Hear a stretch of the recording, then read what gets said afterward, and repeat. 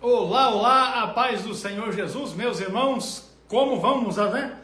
Muito bem, vamos lá. Meus irmãos, hoje é quarta-feira, dia 26 de outubro de 2022, e nós estamos aqui apostos para a nossa aula, essa aula de número 130 com o pastor Ciro Sanches e Borde, nesta quarta-feira abençoada que o Senhor fez, para nela podermos servir ao Senhor, realizarmos a obra de Deus com alegria. Vamos ler aqui dois textos da palavra de Deus e depois nós continuamos aqui falando algo com os irmãos. Primeiro Mateus capítulo de número 1, Mateus capítulo de número 1, o texto é o que está no versículo de número 15 e 16, diz assim, ó: E Eliúde gerou a Eleazar, e Eleazar gerou a Matã, e Matã gerou a Jacó. Jacó gerou a José, marido de Maria, da qual nasceu Jesus, que se chama o Cristo. Eu li Mateus capítulo 1, versículos 15 e 16. Agora vamos aqui para Lucas capítulo 3. Lucas capítulo 3, diz assim o texto, a partir do versículo 23. E o mesmo Jesus começava a ser de quase 30 anos, sendo que se cuidava filho de José, e José de Eli, e Eli de Matate, e Matate de Levi, e Levi de Melqui, e Melqui de Janai, e Janai de José. Esses dois versículos aqui de Lucas capítulo 3, eu li versículos de número 23 e o versículo de número 24. Esses dois trechos, não é? Tanto de Mateus capítulo 1 quanto esse de Lucas capítulo 3, vão nos dar base para a primeira questão que nós temos aqui para a nossa aula de hoje. Enquanto os irmãos vão entrando, vão chegando, não é? Eu quero dizer para os irmãos que você pode usar o aviãozinho para convidar outros irmãos para estarem conosco e participarem desta que será a nossa aula de número 130, não é? Com a participação do pastor Ciro. Deixa eu já... nesta oportunidade. Que bênção que o Senhor tem nos proporcionado.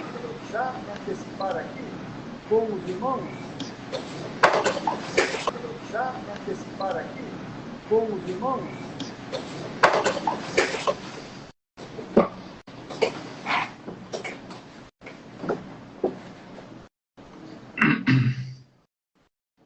Uma interferência grande aí. E agora saiu. Pronto. Muito bem. Deixa eu ajustar aqui.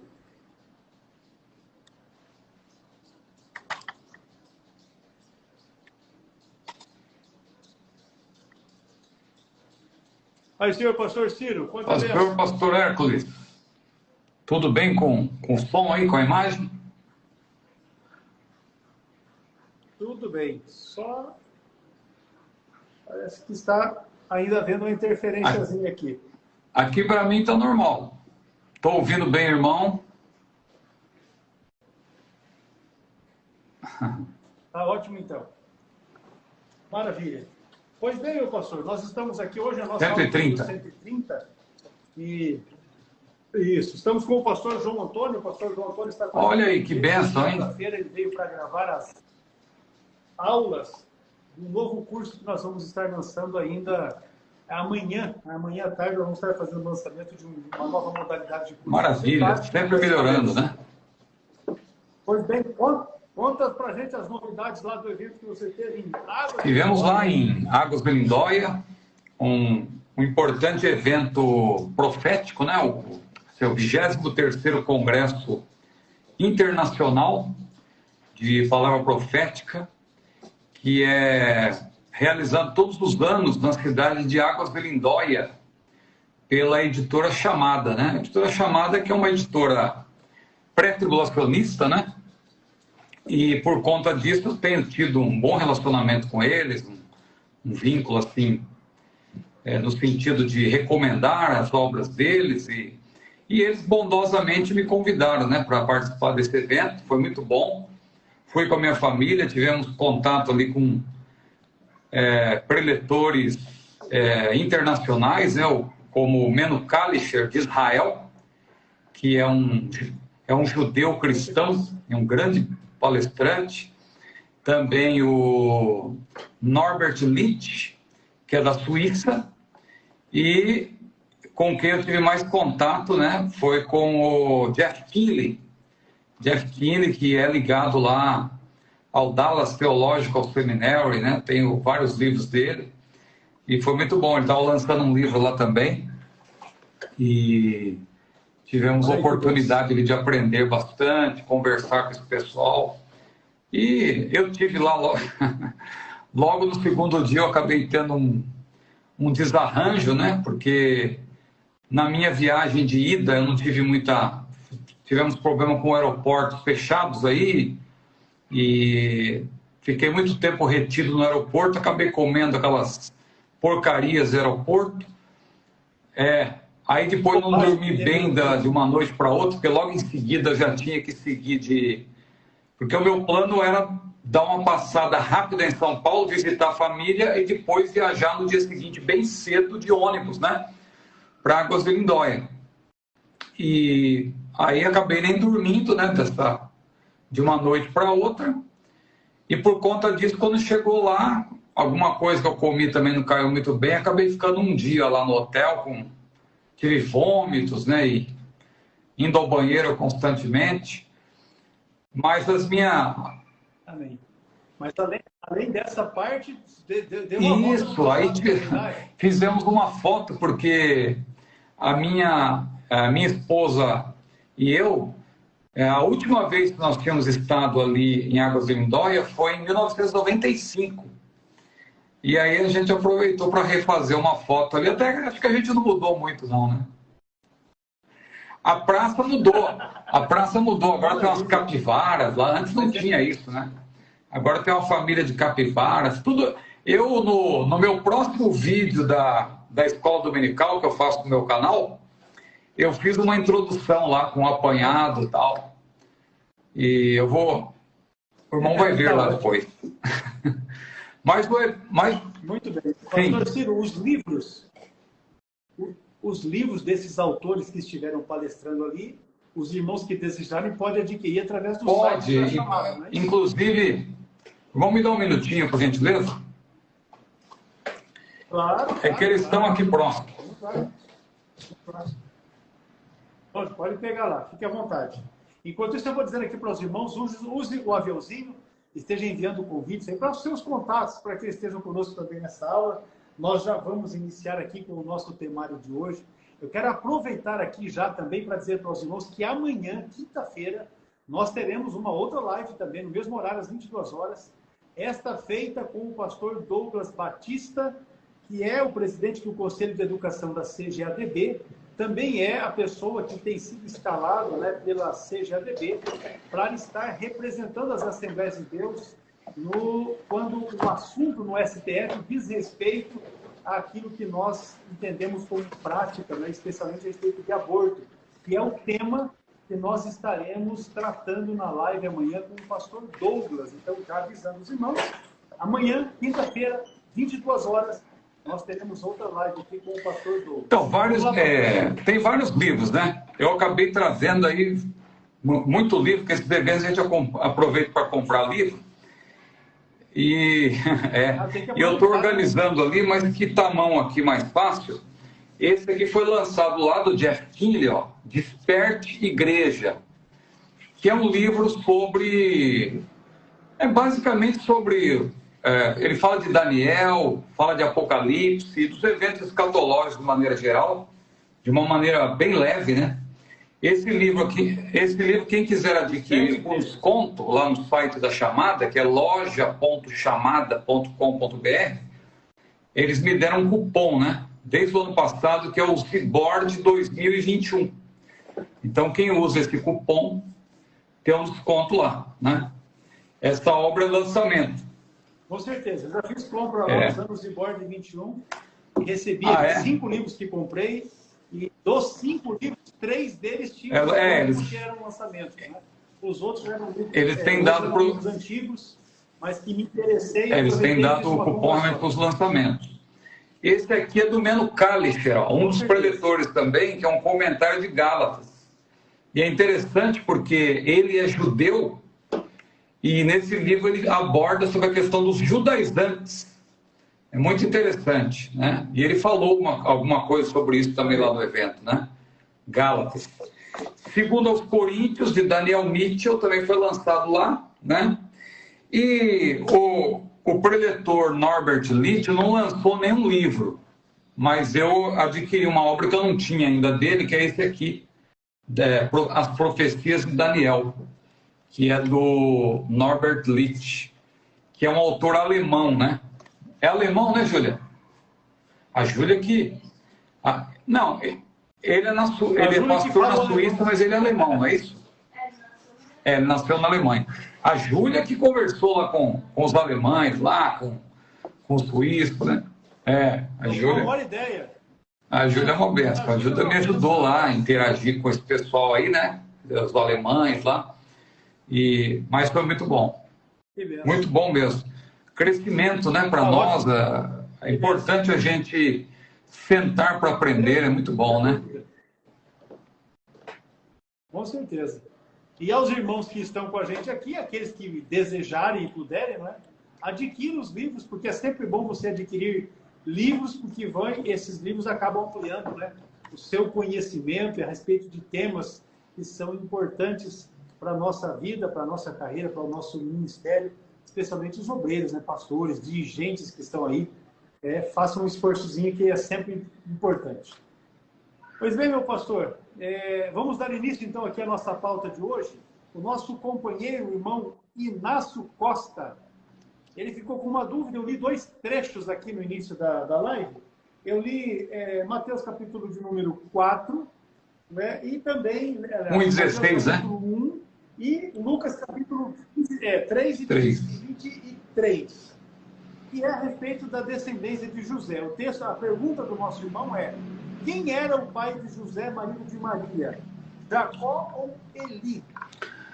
Então, essa questão aí é um pouco difícil de responder com base no próprio texto bíblico, porque aparentemente a gente tem aí uma discrepância, né? Porque Mateus, conforme o irmão leu, diz que Jacó gerou José, o esposo de Maria, da qual nasceu Jesus, chamado Cristo. Mateus 1:16. Então, consta que o pai de José, ou seja, o avô de Jesus, né, nessa linhagem, se bem que José é considerado o pai de Jesus, mas Jesus foi gerado por obra e graça do Espírito Santo no ventre de Maria, sem que houvesse conjunção carnal, né? Mas para todos os efeitos, ele é considerado pai de Jesus, humanamente falando. Então, nesse caso, o avô de Jesus, né, de acordo com Mateus, é Jacó.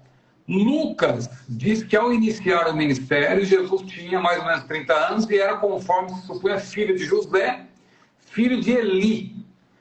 Aí alguns autores sugerem, né, como um dos pais, né, da igreja, que é Júlio Africano, lá no século III, ele diz que José era o pai e Eli seria um padrasto, porque José teria morrido, tal, muito cedo, e aí Maria teria casado de novo. Então, essa é uma suposição que não tem nenhuma fundamentação histórica, né? Só tem essa sugestão aí desse Júlio Africano. A resposta mais comum aí para essa questão é que as duas narrativas, porque a gente procura harmonizar a Bíblia, né? Porque a Bíblia não tem contradição. Então é como aquele caso de Judas lá, que nos evangelhos diz que ele se enforcou, e lá em Atos diz que ele, caindo lá, tal, rebentou-se e tal, as suas entranhas. Então, a proposta aí é de que ele de fato se enforcou e acabou tendo uma queda, e houve todo esse desdobramento. Eu aprendi assim. Eu aprendi assim com o meu pastor. Exatamente. Na mesa, tomando café.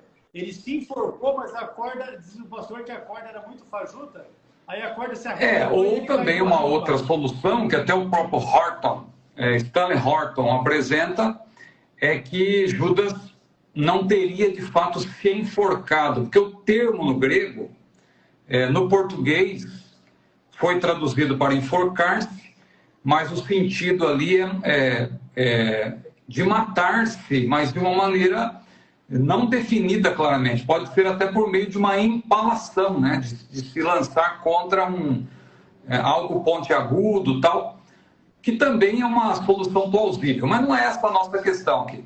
A questão do pai de José, tudo indica que ele tinha esses dois nomes. Ele era Jacó e também conhecido como Eli, né? Então, porque em ambos os evangelhos, José é descrito como neto de Matate, né? Então, tudo indica que Mateus e Lucas estão se referindo à mesma pessoa. Era comum, às vezes, a pessoa ter dois nomes, ou ter um codinome e um cognome, né, por assim dizer. Então, fica mais por aí, né? Alguns exegetas, de fato, dizem que Lucas não fala da genealogia de José, mas de Maria. E o pessoal entra também por essas questões da genealogia. Mas são suposições. Eu acredito mesmo que eram dois nomes para uma mesma pessoa, né? Creio que a solução mais plausível aí, né? Mas é difícil. Tá certo. Tá certo. O irmão está perguntando o que aconteceu com a filha de Jefité. Nós tivemos uma live recentemente e nós já respondemos essa questão. Eu vou fazer assim, eu vou deixar o registro aqui. E para a irmã Heloísa 1864, eu vou passar para o irmão o link. A gente teve uma live praticamente só sobre isso, né? E depois ainda voltou na outra. Então, a irmã Heloísa que está perguntando ali, eu vou passar para a irmã no seu direct o link da live para a irmã poder assistir a respeito da questão. Agora, a questão é onisciência e onipresença. O irmão Augusto Brito, ele quer que a gente explique com base em Gênesis 18, 21, a onisciência e a onipresença de Deus. O texto de Gênesis 18, 21, eu vou ler aqui para adiantar o expediente para o povo. Descerei agora e verei se, com efeito, tem praticado segundo este clamor que é vindo até mim. E se não, sabê-lo-ei. Então, onisciência e onipresença são duas importantes doutrinas. Doutrinas ligadas à teontologia, né? Ao estudo da natureza de Deus, quem Ele é. Então, veja, a gente não baseia uma doutrina em um texto isolado, em um texto que aparentemente contraria uma doutrina, aparentemente, né? A doutrina, ela se baseia num corpus, né?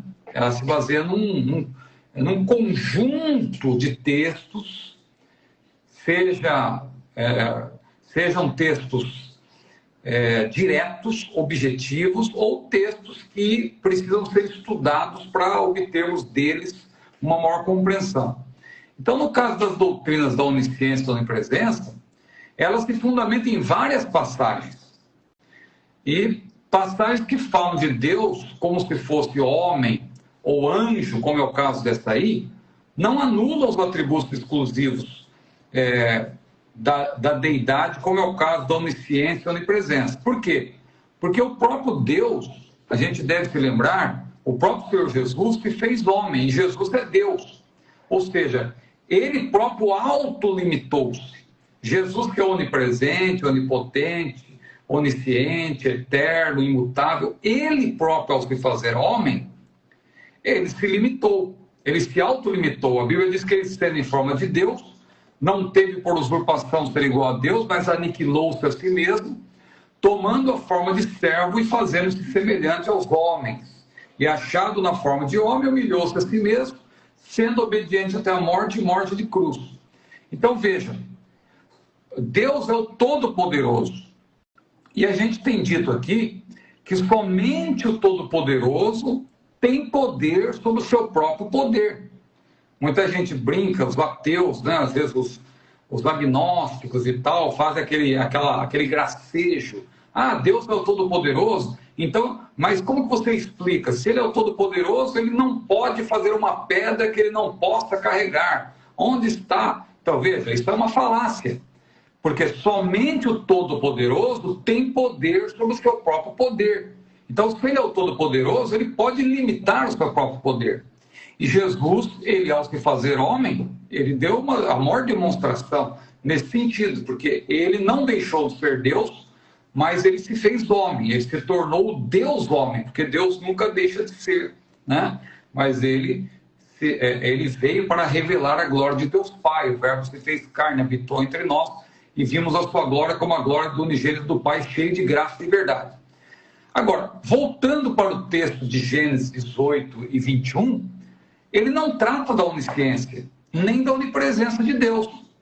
Ele trata de uma revelação de Deus teofânica, né? Teofânica. O que é uma teofania? É quando Deus, o Todo-Poderoso, para se revelar ou para se comunicar com o ser humano, ele se apresenta mediante uma forma humana, uma forma angelical, né? Então isso é uma teofania. Quando se percebe que é Cristo, uma manifestação de Cristo antes da sua encarnação, isso é chamado claramente de cristofania. No caso, essa passagem fala de uma teofania. Não poderia, por gentileza, repetir a leitura? Para quem talvez pegou... Eu vou ler o versículo, eu vou ler o 20, o 20 e 21. O contexto aqui, ó. Disse mais o Senhor. O texto aqui, no capítulo 18, Deus está falando com Moisés a respeito da destruição de Sodoma e Gomorra. Disse mais o Senhor, porquanto o clamor de Sodoma e Gomorra se tem multiplicado, e porquanto o seu pecado se tem agravado muito, descerei agora e verei se, com efeito, tem praticado segundo este clamor que é vindo até mim. E se não, sabê-lo-ei. Então viraram aqueles varões o rosto dali e foram-se para Sodoma, mas Abraão ficou ainda em pé. Então isso aí absolutamente não anula a onipresença e a onipotência de Deus. Deus está, ele é o Todo-Poderoso, ele está em todo lugar ao mesmo tempo, inclusive ele está dentro de nós, né? Através do Espírito Santo que habita em nós. O próprio Espírito Santo, ele tem uma ação multiforme e ao mesmo tempo ele habita em nós. Jesus falou, ele estará convosco ao mesmo tempo. Ele estará convosco e estará em vós. Veja o que aconteceu no dia de Pentecostes. O Espírito Santo já não estava na terra? Sim, porque ele é onipresente. Mas ele veio para estar residente na igreja. É uma ação diferente, porque o Todo-Poderoso age como melhor lhe apraz. Nesse caso aí, Deus, mesmo sendo todo-poderoso, onipotente, onisciente, onipresente, ele se revela por meio de um indivíduo que diz, descerei e vou ali agir. Ele era um daqueles homens, né, teofanicamente falando, ele era um daqueles anjos, né, um daqueles varões que atuou ali naquela destruição de Sodoma e Gomorra, que ficou olhando tal, né, e ali interagiu com Abraão, e ele fala em primeira pessoa, e o texto diz o Senhor, ou seja, era o próprio Deus falando com Abraão, era uma manifestação teofânica de Deus. Então, essa passagem não anula de maneira nenhuma a onisciência e a onipresença de Deus. Então, o nosso irmão pede para explicar a onisciência e a onipresença à luz desse texto? Não. Eu não preciso ficar preso a esse texto, porque é um erro também a pessoa pegar um texto e querer fundamentar uma doutrina ou uma contraposição a essa doutrina. Não. Isso acontece muito em escatologia. Alguém pega um texto isolado de escatologia e diz, está vendo como você prova que vai ter arrebatamento, não sei o quê. Lá, 2 Pedro, capítulo 3, diz que vai acontecer tudo ao mesmo tempo. E também lá em 2 Tessalonicenses diz que naquele dia... Pois é, se você se basear num único texto, não houvesse outras passagens, você estaria certo. Só que a Bíblia, a doutrina, repito, ela se baseia num corpus. É um conjunto de textos que se harmonizam e a Bíblia explica a própria Bíblia. Tá ótimo, meu você. Pensa pura. Eu estou vendo que tem um pessoal ali que eles não estão prestando atenção no assunto que a gente está apresentando. Esse é o problema. Falando, Tem uma bobagem sendo dita ali, e vou socorrer o nosso irmão, porque o irmão está falando uma bobagem muito grande, dizendo que Jesus era fariseu. Fala, rapaz, olha, abra a Bíblia aí, Mateus capítulo 3, leia aí a respeito do batismo, né? A partir do versículo 7, você já vai tirar a sua conclusão. Certamente Jesus não era fariseu. Não fale essa bobagem aí, muito menos aqui nos comentários da nossa live, que o assunto não é esse. Um problema sério, aí, o problema... Me ajuda aí, porque eu não posso interromper o pastor Ciro dando a explicação do tema que está proposto para corrigir uma heresia que está sendo colocada no comentário aqui da nossa live. Então, os irmãos nos perdoem, porque certamente quem está falando uma bobagem dessa não tem conhecimento do que está falando. Os irmãos nos perdoem. E se o assunto persistir... um problema sério nas lives é esse. As pessoas, elas agem... Não, mas é porque aí eu me incomodei, porque é uma heresia, né? O camarada está falando bobagem ali, que Jesus era fariseu. Precisa ver, as pessoas precisam se comportar, né? Porque essa live está sendo chamada de aula, né? Como você se comporta numa aula? Você tem que aprender. Eu, por exemplo, eu entro em várias lives e eu fico em silêncio para aprender. Se houver oportunidade para perguntar, aí eu pergunto, né? Eu interajo. Agora, ficar batendo boca enquanto alguém está falando é falta de educação. Não, mas eu me incomodei porque é uma heresia, né? Eu estou falando bater... Os irmãos podem pensar que é uma verdade. Eu estou falando bater boca, o pessoal que fica conversando nos comentários. Não o irmão fez certo. O irmão fez certo em corrigir. Eu estou dizendo... Eu me incomodei porque é uma heresia. E como está no comentário, às vezes outros irmãos que estão aqui vão falar, se está ali é porque é verdade. Não é mentira. Jesus não era fazer coisa nenhuma, porque quando Jesus viu, aliás, quando João Batista viu Jesus, ele falou, eis aí o Cordeiro de Deus. Agora, a respeito dos fariseus, o versículo 7 diz que ele, descia madeira nos fariseus, chamava de raça de víboras. Então sai fora. Pois é. Vamos lá. Seria importante os irmãos prestarem atenção ao que está sendo tratado, em vez de ficar debatendo, porque isso aí é feio e não é bem-vindo esse tipo de coisa aqui na nossa aula, né? Os irmãos podem perguntar dentro das questões que estão sendo tratadas. Agora, se vem aqui para usar o nosso espaço para ficar discutindo entre si, os irmãos estão convidados aí a fazer alguma coisa que seja de maior interesse. Né? Para falar heresia, eu estou fora. Se continuar, eu desligo o comentário. Vamos lá. Vejo que existe uma certa confusão a respeito da condenação eterna. Esse é o apontamento do João Camilo. A pergunta é, há fim para a alma condenada no lago de fogo ou há tormento sem fim? A dúvida do irmão aqui é a respeito da alma que está condenada ao inferno. Se o tormento vai ser de eternidade a eternidade ou se vai chegar um momento que... não ele usa até um jogo de palavras aí, né? Se há fim ou se há tormento sem fim. Bom, realmente, eu concordo com ele que muitos têm feito confusão, né, com respeito a essa temática, com respeito a esse assunto. Agora, para nós, a doutrina bíblica é clara, né? Não há nenhum fundamento para a doutrina que é defendida pelo adventismo do sétimo dia, por exemplo, que é o aniquilacionismo. Ou seja, não vai haver uma condenação eterna de fato.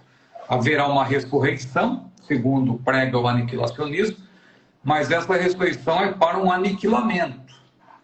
As pessoas que forem condenadas, elas não vão para o inferno propriamente, elas vão ser aniquiladas. Então essa é uma doutrina adventista, que está ligada também a outra doutrina deles, que é o monismo. O monismo é aquela doutrina que diz que a pessoa é uma alma, não é que a pessoa tem uma alma, ela é uma alma. Então a gente, claro, chama isso, eles dizem que quando a pessoa morre, na verdade, a alma também morre. Ou seja, a alma morre porque a pessoa é uma alma. Nós chamamos isso de sono da alma, que é uma heresia, mas sono da alma, tecnicamente, não seria a melhor definição para isso, porque, de fato, eles não defendem que a alma dorme com o corpo, mas eles defendem que a própria pessoa é a alma.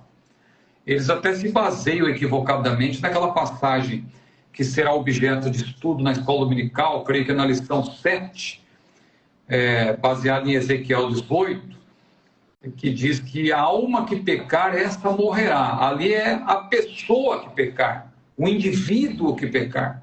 Então o termo alma ali refere-se à pessoa. Porque o termo alma, na Bíblia, ele é polissêmico. Mas não quer dizer que, porque a alma que pecar, essa morrerá, que a pessoa e a alma são coisas idênticas. Não. A pessoa humana, ela é dotada de espírito, alma e corpo.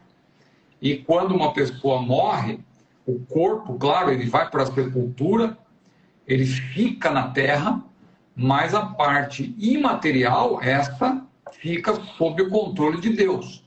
E quando houver a ressurreição, não é para vida eterna ou aniquilamento eterno, não. É vida eterna ou condenação eterna. Gozo eterno para os salvos e sofrimento eterno para os perdidos. Então não há nenhuma base na Bíblia para... Jesus falou várias vezes que ali as pessoas estarão conscientes. Jesus deixou claro, né?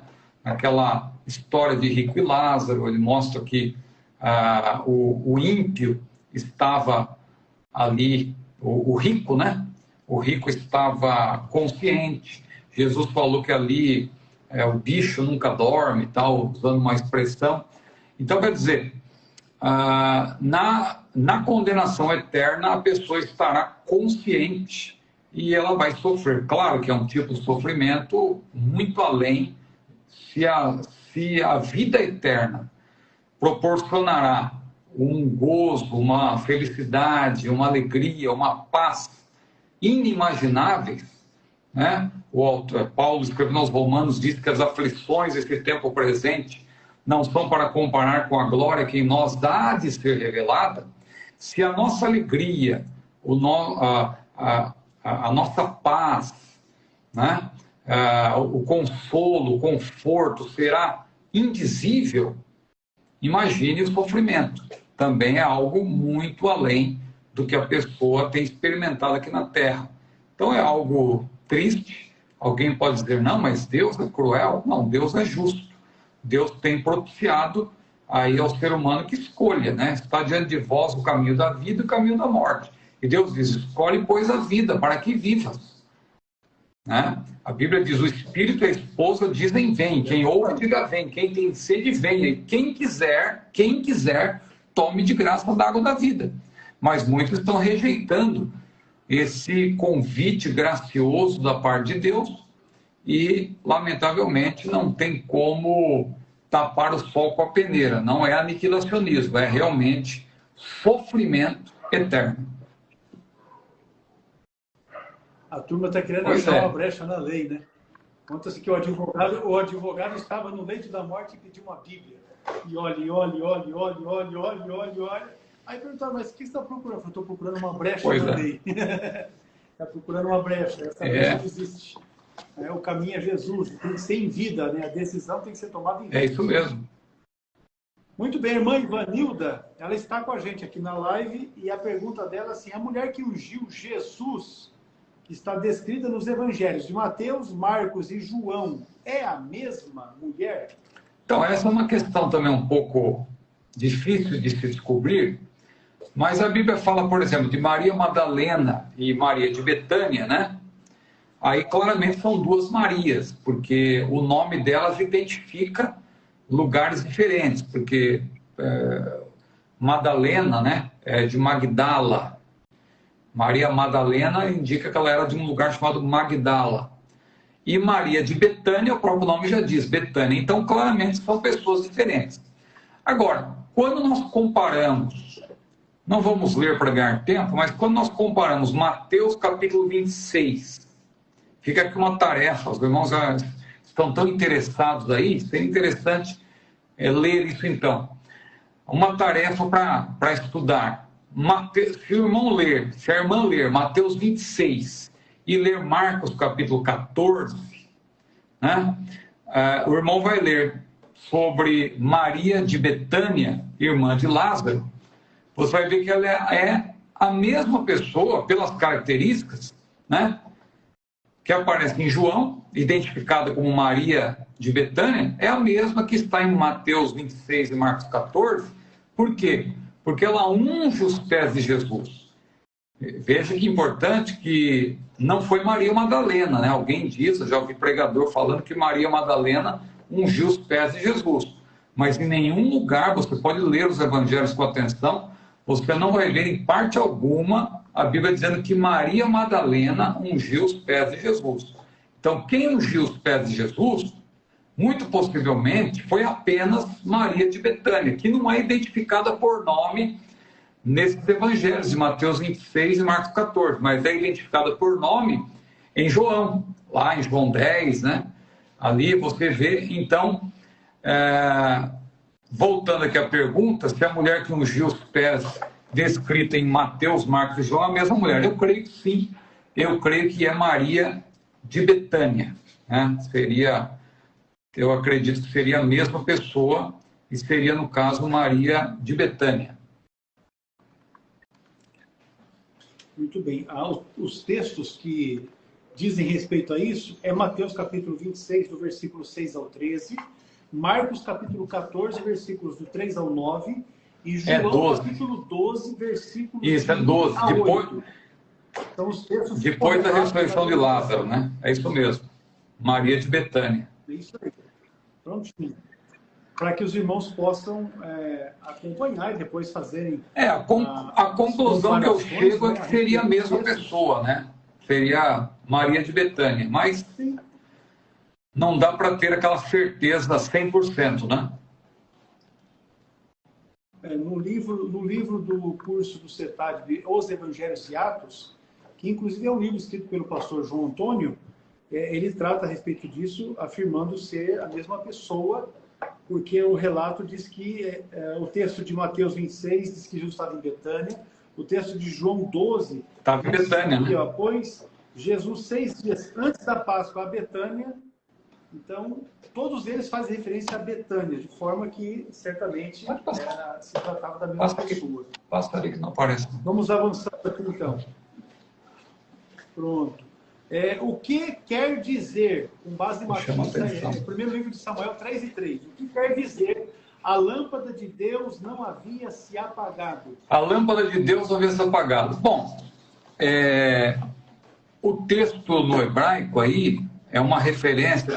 Seria até bom, irmão, ler esse. Porque se o irmão puder ler 1 Samuel, né, 3:3, há elementos no próprio versículo que ajudam a entender do que se trata, né? Prontinho, diz assim, ó. E estando também Samuel já deitado, antes que a lâmpada de Deus se apagasse no templo do Senhor, em que estava a arca de Deus, o Senhor chamou a Samuel e disse... Então, antes que a lâmpada de Deus se apagasse no templo, né? Então fica claro que é uma lâmpada relacionada com o templo. No texto hebraico, aí fica claro que é uma referência ao candelabro. A lâmpada aí, no caso, é o castiçal, né? Com os seus 7 braços. É o candelabro de ouro, que é chamado também de menorá, né? A menorá que é diferente, né? A gente até falou outro dia aqui numa live, só a título de curiosidade, que até é bom repetir para os irmãos saber identificar. A menorá é diferente da chamada Hanukiah, né? Que a menorá é o candelabro que aparece, que estava no tabernáculo, e depois, em quantidade até maior, não era só uma unidade, tinha mais, no templo. No caso da menorá, que é um candelabro de 7 braços. A Hanukiah, ela tem 9 braços. Alguém poderá dizer, mas como que é isso? Na Bíblia diz que é 7, aqui eu estou vendo que tem 9. É porque essa de 9 braços, a Hanukiah, ela é posterior. Ela surgiu no período interbíblico. surgiu, inclusive ela está ligada hoje em dia, né, nas comemorações da chamada festa de Hanukkah, né? Hanukkah é a festa, Hanukkah é o nome desse candelabro de 9 braços. Tem 9 braços por quê? Porque no centro, a vela do centro acende às 8, né? Porque essas 8 do Hanukkah, da Hanukkah, representam 8 dias. Porque quando o templo, né, quando foi restaurado o culto no templo, no período interbíblico, e foram lá, né, os sacerdotes foram buscar lá o azeite de oliva para acender a lâmpada, né? Eles encontraram apenas o azeite suficiente para um dia. E para fazer mais azeite, o processo para fazer o azeite levava 8 dias. E ali eles não tinham como produzir aquilo, e a lâmpada não podia se apagar, uma vez acesa, tinha que manter a luz acesa, né? E ali ocorreu um milagre na época, que foi o azeite, que era para um dia, durou 8 dias. Então, por conta disso, surgiu essa Hanukkah, que tem 4 braços de cada lado, né? São 8, que significa os 8 dias em que o azeite durou, e a do centro é a vela para acender as outras. Mas o que eu quero, na verdade, voltando aqui para a questão, a lâmpada, ela deveria permanecer continuamente acesa. Por isso que, no caso da menorá, ela era reabastecida de manhã e à tarde. Então, antes que a lâmpada se apagasse, porque ela não podia apagar, tinha alguém, o sacerdote tinha que estar sempre acendendo ou colocando combustível, né, para a lâmpada manter-se acesa. Então, essa é uma afirmação aí bíblica literal, né? Não tem nada assim por detrás disso aí. Claro que a gente pode fazer uma explicação, pode fazer uma pregação. Eu lembro que eu já preguei várias vezes nessa passagem, fazendo uma aplicação e dizendo: meu irmão, nesta noite Deus está te dando uma oportunidade, antes que a lâmpada se apague, a lâmpada ainda está acesa e tal. Aí eu fazia uma aplicação, falando da alma, e falando lá do salmista que disse: tu acenderás a minha candeia, quem sabe você está aí também, meu amado irmão, quase se apagando e tal. E aí a gente faz uma aplicação. Mas, literalmente falando, aí é uma referência a menorá, né? A lâmpada de 7 braços que precisava sempre ser reabastecida com azeite para não apagar. E isso acontecia sempre, né? De acordo aí com os eruditos, era reabastecido de acordo com a lei. Se você ler ali atentamente, vai perceber, de manhã e à tarde, né, a menorá deveria ser reabastecida. Maravilha. Pastor Paulo, lá de Marco, no Campo de Marco, está com a gente ali na live. Colocou bandeira do Brasil para dar e vender. Estou desconfiado que bom que quase agora apareceu um aí com a marca do inimigo aí. Então, mas eu vi que o pastor Paulo botar no Bolsonaro. Isso aí. Ele colocou 22 bandeirinhas do Brasil. É boa gente. Vamos lá. É desse jeito, com certeza. Ferreira, NJ Ferreira, ele fez a seguinte colocação e a pergunta: quando Jesus disse logo após a sua ressurreição, não me toques ou não me detenhas, ainda não subi ao Pai? Aí a pergunta do irmão é essa: Jesus subiu ao Pai antes de se apresentar aos discípulos? Então, esse é o texto de João 20:17, né? Que disse Jesus: não me detenhas, porque ainda não subi para o meu Pai, mas vai para meus irmãos e diz-lhes que eu subo para meu Pai e vosso Pai, meu Deus e vosso Deus. Aqui a gente tem uma aparente contradição, aparente. Veja, estou enfatizando, aparente, não é uma contradição. É uma aparente contradição, porque se Jesus ainda permaneceria cerca de 40 dias, né, dando instruções aos seus discípulos, e só depois disso é que ele seria assunto aos céus, alguém dirá: Como assim Jesus ainda não tinha subido? Ele só ia subir depois, e quer dizer, então, quando que ele subiu de fato? Né? Tem uma contradição, porque Atos diz que ele ficou 40 dias. Então a questão aí é que a gente precisa entender que é uma referência ao Cristo ressurreto. O Cristo ressurreto, ou seja, estamos falando de Jesus como homem. Claro que ele nunca deixou de ser Deus, mas como homem, Jesus nasceu, morreu e ressuscitou. Então, como homem, ele tinha uma limitação.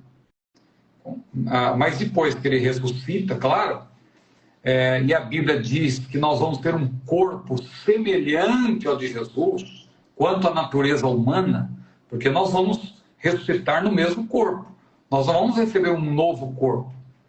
É o mesmo corpo que será transformado, glorificado. Esse mesmo corpo mortal, a Bíblia diz que o que é mortal se revestirá de imortalidade, o que é corruptível se revestirá da incorruptibilidade. É o mesmo corpo.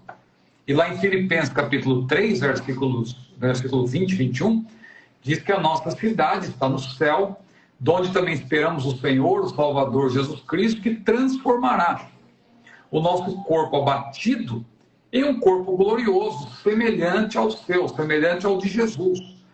Então, isso faz referência ao fato de que o Cristo ressurreto, o homem Jesus ressuscitado, ele não estava mais sujeito às leis da física, ele não estava mais restrito a esta terra. Veja, os anjos, por exemplo, os anjos, eles estão aqui na terra, mas eles podem estar na presença de Deus, voltam à terra, se locomovem com rapidez. Então, isso indica, nessa passagem aí, que Jesus podia apresentar-se ao Pai quando quisesse. Não mais habitaria entre seus discípulos como limitado às leis da física, mas ele seria posteriormente substituído definitivamente pelo Consolador que habitaria no meio deles, o outro Consolador. Então, nesse caso, agora, voltando para João 20, 17, ele trata do quê? Ele trata da primeira entrada de Cristo no céu após a sua ressurreição, né? Porque essa primeira entrada no céu, ela representa o quê? Ela representa a consumação da obra redentora. A obra redentora, ela consumou-se onde?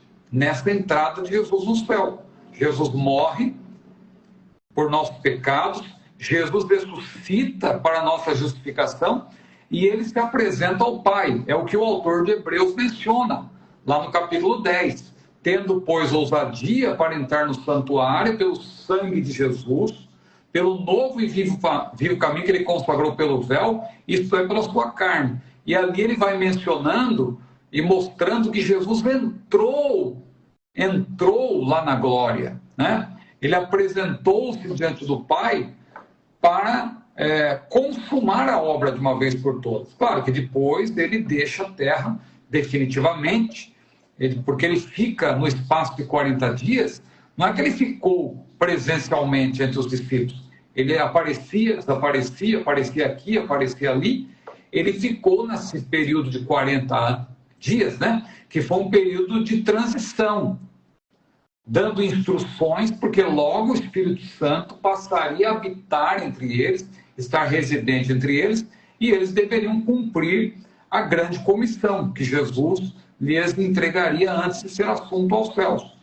Mas ali no caso de Maria, quando ele disse, não me detenhas, ou seja, ainda não é o momento de eu me encontrar com todos vocês, porque agora eu vou ali, eu só vim dar esse aviso aqui, olha, foi esse sentido. Eu estou apenas avisando que eu ressuscitei, diga lá para os outros que eu ressuscitei, e eu estou indo para o Pai. Mas logo ele veio se encontrar com eles, né, para dar as provas, mostrar, olha, aqui mostrou para Tomé, que não estava crendo, veja aqui as marcas das minhas mãos, mete o teu dedo aqui no meu lado para você ver que sou eu mesmo. Mas aí é uma referência à primeira subida de Jesus para ali consumar a obra redentora. Maravilha, meu pastor. Está esclarecido o negócio. Veja só que benção. O presbítero Bezaliel, ele fez aquela pergunta tradicionalíssima. Jesus é a chave da hermenêutica bíblica? Na verdade, não existe hermenêutica. Verdade.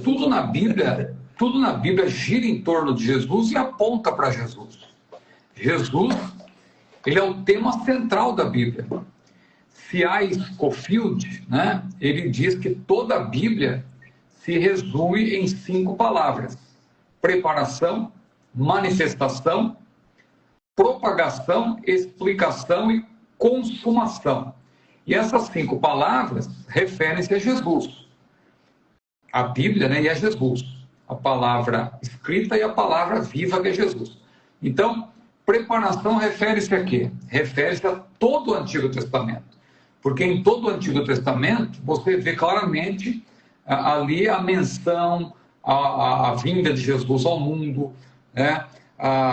Ali você tem tipos, você tem símbolos, você tem profecias apontando para Jesus. Então, todo o Antigo Testamento se resume na preparação para Jesus vir ao mundo. Depois, a segunda palavra, manifestação, refere-se aos evangelhos, aos 4 evangelhos, porque são os 4 evangelhos que nos mostram que Jesus manifestou-se. O Verbo se fez carne e habitou entre nós, ele manifestou-se. Depois, a palavra propagação está ligada ao livro de Atos, porque é em Atos dos Apóstolos que a gente vê o evangelho de Jesus sendo propagado por toda parte. Então, propagação da obra de Jesus, da mensagem de Jesus. Explicação é uma referência às epístolas, né? As epístolas que contêm o quê? A explicação, a explanação sobre Jesus, sobre a sua obra, as doutrinas de Jesus. E consumação refere-se a Apocalipse, onde se consumam todas as coisas a respeito de Jesus e da igreja, da sua igreja, o corpo de Cristo. Então, em certo sentido, tudo na Bíblia gira em torno de Jesus. Agora, aí tem um problema. Quem afirma, geralmente, hoje em dia, que Jesus é a chave hermenêutica, acaba fugindo disso que eu falei. Jesus, ele é a chave hermenêutica? Eu poderia afirmar que sim, se eu estivesse de acordo que tudo na Bíblia diz respeito a Jesus. Mas quem defende essa ideia de que Jesus é a chave hermenêutica, faz isso querendo dizer que nós temos que desconectar Jesus da própria Bíblia. Então, o que eu vou fazer? Eu vou interpretar a Bíblia com base apenas do que Jesus falou nos evangelhos e tal, e aí eu vou querer pôr Paulo contra Jesus. Paulo fala contra determinadas coisas e alguém vai dizer, não, Jesus não tratou disso, então Paulo está errado, eu não creio em Paulo, eu creio em Jesus. E tem muita gente embarcando nessa canoa furada. Só que o próprio Paulo, né? Exatamente, querem atualizar a Bíblia, né? Muitos querem atualizar a Bíblia, ficam dizendo aí que Paulo, o que Paulo falou já está desatualizado, não serve para hoje, que Paulo defendia a escravidão. É uma interpretação totalmente equivocada. Paulo era machista. Veja se um machista diria que o homem deve amar a sua própria mulher, né? Será que o machista ia estar preocupado com esse tipo de coisa? Claro que não. Paulo, ele deu toda a honra para as mulheres, né? Só que ele interpretou a lei que vigorava naqueles dias, né? E o próprio Senhor Jesus também reinterpretou a lei mosaica e aplicou-a no contexto do reino de Deus. E Paulo aprendeu com Jesus. Paulo, inclusive, teve encontros com Jesus. E quando ele diz, por exemplo, olha, não tem o mandamento do Senhor, não é que o que ele falou não é inspirado por Deus, é que ele não tinha recebido uma palavra de Jesus em pessoa, diretamente, porque Jesus teve encontros com Paulo. Mas ele aprendeu pelas Escrituras e ele recebeu também do Senhor. Né? Ele disse lá, o que eu recebi do Senhor, eu também vos ensinei. Claro que ele recebeu muita coisa diretamente do Senhor, e ele recebeu muita coisa mediante o estudo da palavra do Senhor e sob a inspiração do Espírito Santo. E isso aí também é a palavra de Jesus. Não tem que fazer um cânon dentro do cânon. Os 66 livros são inspirados. Agora, você dizer que o que Jesus falou lá nos evangelhos é mais importante do que o que está nos evangelhos, do que o que está nas epístolas, por exemplo, é um equívoco, porque a palavra de Deus, toda a Bíblia é divinamente inspirada por Deus, proveitosa para ensinar, redarguir, corrigir e instruir em justiça, para que o homem de Deus seja perfeito, perfeitamente instruído para toda boa obra. Então, quando você fala de uma chave hermenêutica, você não deve desconectar Jesus da Bíblia. Você tem que interpretar toda a Bíblia, entendendo que Jesus é o tema central da Bíblia, tudo na Bíblia aponta para Jesus. Jesus está na Bíblia desde o primeiro versículo, porque quando a Bíblia diz lá, no princípio criou Deus os céus e a terra, a palavra Deus ali, Elohim, né, indica pluralidade de pessoas, ou seja, ali é uma menção ao Deus Trino, e portanto Jesus estava presente já na criação, então ele aparece na Bíblia desde o primeiro versículo. Tudo na Bíblia fala de Jesus. Então, é nesse sentido que Jesus é a pessoa mais importante da Bíblia, é o tema central da Bíblia. Mas muitos usam essa questão da chave hermenêutica para querer desconectar Jesus da Bíblia, né? Do restante da Bíblia. Não me pergunte o nome. Eu tenho um amigo que fala assim, não me pergunte o nome, eu não vou dizer. Mas tem um camarada que inventou essa história da chave hermenêutica aí, que está quase desviado, né? Está faltando pouco. Eu acho que ele já está... Eu acho que ele já está mais que desviado. Eu acho que já... Diz a Eliane que só falta um beicinho de pulga para ele se desviar. Beicinho de pulga é boa, hein? Um beicinho de pulga, ou seja, meu Deus. Vamos lá. Pastor, dá tempo de mais uma? Então nós vamos para mais umazinha aqui hoje. Os profetas fazem parte dos 5 ministérios no Novo Testamento? É a pergunta do Bruce. Sim, sem dúvida, porque está lá em Efésios capítulo 4, versículo 11, né? E também 1 Coríntios 12, 28, Efésios 4 e 11, diz que Jesus subindo, né? Aquele que desceu foi aquele que subiu, e tendo subido, veja que já falamos sobre isso, né? E Jesus, subindo ao alto, levou o cativo o cativeiro e deu dons aos homens. E ele mesmo deu uns para apóstolos, e outros para profetas, evangelistas, pastores e doutores, querendo o aperfeiçoamento dos santos para a obra do ministério. Então, sem dúvida, os profetas são um dos 5 ministérios neotestamentários. Agora, é importante observar, que a gente já explicou também aqui em outra ocasião, que o ministério profético do Novo Testamento é diferente do ministério profético do Antigo Testamento. O ministério do Antigo Testamento, o ministério profético nos moldes veterotestamentários, esse ministério, né, nos moldes veterotestamentários, ele encerrou-se com João Batista. E quem falou isso foi Jesus. Jesus falou que a lei e os profetas duraram até João. Isso indica que Jesus, que é profeta, e já que João foi precursor dele, Jesus é o primeiro profeta nos moldes neotestamentários. Jesus inaugura o ministério profético do Novo Testamento. Por isso que ele também pôde chamar... Jesus é o primeiro apóstolo, Jesus é o primeiro profeta, Jesus é o primeiro evangelista, Jesus é o primeiro mestre nos moldes neotestamentários, né? Jesus é o primeiro pastor nos moldes neotestamentários, e ele, nessa qualidade, ele deu também. Ele deu apóstolos, ele deu profetas, ele deu doutores, ele deu pastores, ele deu evangelistas, como está lá em Efésios. Então, agora, você não vê Jesus como profeta fazendo, por exemplo, o que Jeremias fez, o que Ezequiel, Oséias e aquele tipo de encenação, e no caso de Oséias lá, que tomou uma mulher adúltera para dar uma demonstração, e no caso de Ezequiel ficou mudo e tal. Não, Jesus é um profeta da palavra. Jesus era um pregador. Você vê que ele cumpriu o seu ministério, Mateus capítulo 4, versículo 23, pregando, ensinando e curando. Mas ele pregava. Então, o profeta nos moldes neotestamentários, profeta no sentido de ministério, não vai confundir também com o dom de profecia. Dom de profecia é outra coisa, o dom de profecia não é ministério. Dom de profecia é dom congregacional, que pode vir sobre qualquer crente batizado com o Espírito Santo na congregação, não é residente. Ministério profético é residente, é o pregador da palavra, né? Pregador profeta, que é diferente do pregador evangelista, né? É diferente. Parece que é a mesma coisa, mas não é. O evangelista é um propagador do evangelho, é uma pessoa que atrai multidões, é uma pessoa que ganha almas, né, no jargão. Claro que quem ganha almas, a rigor, é o próprio Espírito Santo, mas ganhar almas no sentido de você ser um semeador da mensagem do evangelho e tal.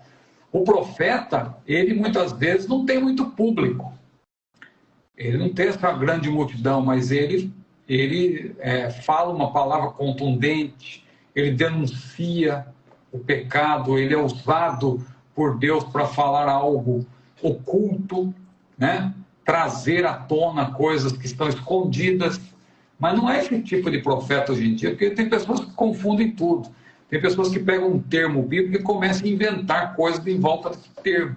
Então já tem camarada fazendo aí, reunindo as pessoas em volta de si e tal, olha, eu sou profeta, e fazendo live e falando, como o irmão falou, usou um termo que o irmão usou, bobagens, e está falando bobagens e tanta coisa. Não, o profeta é aquela pessoa que prega a palavra, é um ministério de Deus, e Deus usa, Deus revela, Deus fala por meio da palavra. Olhe para isso, se você quer saber o que é o ministério profético, dos moldes do Novo Testamento, olhe para Jesus, olhe para Paulo, olhe para Barnabé, são exemplos aí de pregadores que eram profetas, que tinham esse ministério de fato.